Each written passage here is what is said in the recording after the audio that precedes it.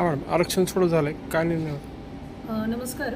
धाराशिव तालुक्यातील 110 ग्रामपंचायतीसाठी आरक्षण सोडत त्याच्यामध्ये जी सूचना आपल्याला जिल्हाधिकारी कार्यालयाकडून प्राप्त झाली त्यानुसार 10 जुलै 2025ला आपण जी आरक्षण सोडत धाराशिव तालुक्यात काढली होती त्याच्यामधल्या अनुसूचित जाती आणि जमातीसाठी जे आरक्षण काढलेलं आहे ते तसंच कायम ठेवण्याच्या सूचना आपल्याला वरिष्ठ कार्यालयाकडून आलेल्या आहेत आणि आज जी आरक्षण सोडत काढली त्यामध्ये फक्त नागरिकांचा मागास प्रवर्ग आणि खुल्या प्रवर्गासाठी धाराशिव तालुक्यातील आरक्षण सोडत काढण्यात आलेले आहे.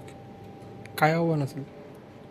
यामध्ये एकूण 110 ग्रामपंचायतीपैकी अनुसूचित जातीसाठी सरपंच पदाची आपण 19 पदे आरक्षित केलेली आहेत. त्या 19 पैकी आपण 9 महिलांसाठी पदे आरक्षित केलेली आहेत.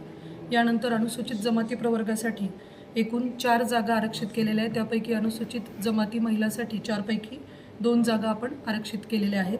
अनुसूचित जाती आणि अनुसूचित जमातीचं आरक्षण जे आधीच्या सोडतीत काढण्यात आलं होतं ते तसंच वरिष्ठांच्या सूचनेनुसार कायम ठेवण्यात आलेलं आहे.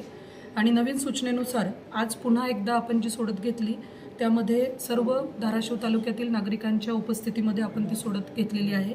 नामाप्र प्रवर्गासाठी आपण सरपंच पदाची एकूण 29 पदे आज आरक्षित केलेली असून त्या 29 पैकी 15 पदे नामाप्र महिला संवर्गासाठी आरक्षित करण्यात आलेली आहे. आणि त्यानंतर खुला प्रवर्गासाठी एकूण जागा आपण 58 सरपंच पदे आरक्षित केलेली असून त्या 58 पैकी 29 पदे आपण खुल्या प्रवर्गातील महिलांसाठी आरक्षित केलेली आहे.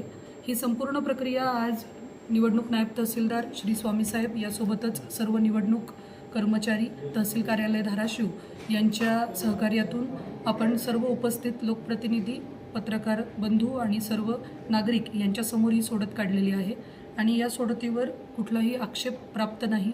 याचे जे नियमानुसार इतिवृत्त असेल ते वरिष्ठ कार्यालयाला थोड्या वेळात सादर करण्यात येईल. धन्यवाद.